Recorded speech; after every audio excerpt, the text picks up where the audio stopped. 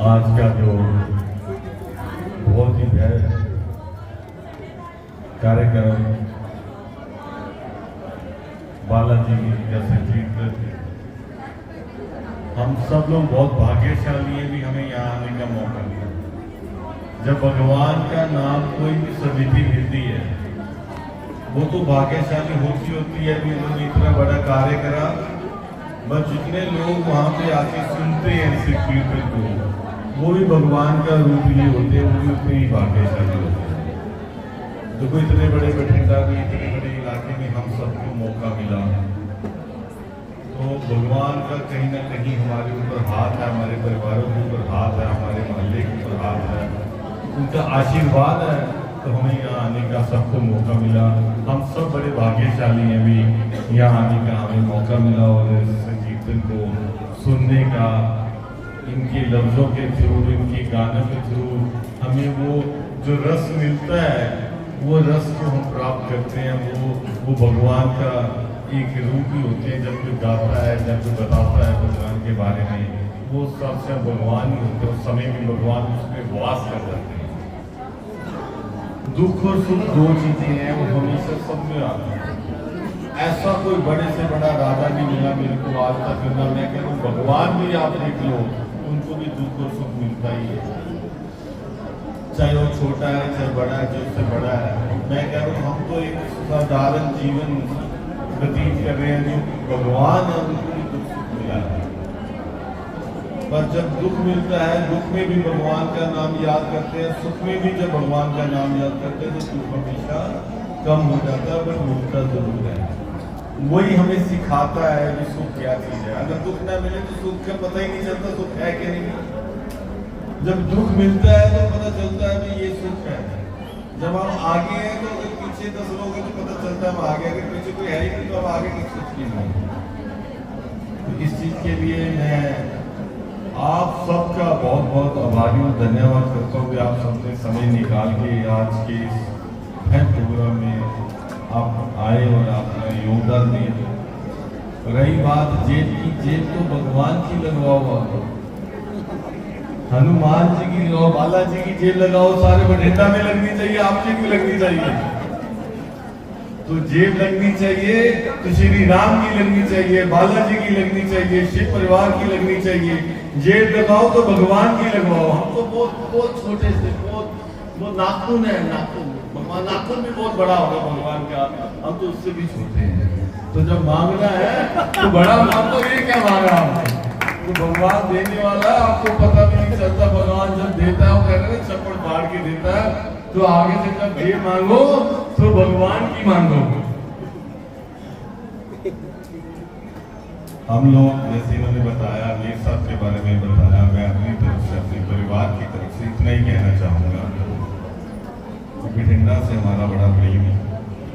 हम चाहते हैं कि आने वाले समय में जब भी कोई बात करे बठिंडा की, तो सबका सिर ऊंचा हो, गर्व से ऊंचा हो। कहीं भी आप जाओ दुनिया में, हिंदुस्तान में जब दुनिया में जाओ, बठिंडा की बात चले तो गर्व से कह सकते हो कि वहाँ पे हमारे विकास होता है, वहाँ पे हमारी सुनवाई होती है, वहाँ पे हम जो कहते हैं वो बात पूरी होती है। क्योंकि यहाँ पे जितनी आराधना भगवान की बठिंडा में करी जाती है, कहीं भी करी जाती है, और जब भगवान का आशीर्वाद हो जाता है तो मेरे जैसे लोग, इनके जैसे लोग, सबके जैसे लोग सेवाएं में लग जाते हैं। तो मेरे सामने भी पिछले 1 साल में इतना काम कर रहा है, इतना पैसा लगाया बठिंडा में। मैं कह रहा हूँ पिछले 10 साल में, किसी भी साल में पिछले 10 साल में आप उठा के देखो, इतना पैसा कभी बठिंडा में नहीं लगा। और उन्होंने कसम खाई है भी मैंने बठिंडा को पंजाब में बाकी बड़े शहरों से भी आगे लेके जाना है।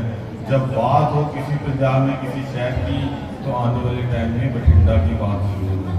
ये हमारा एक है।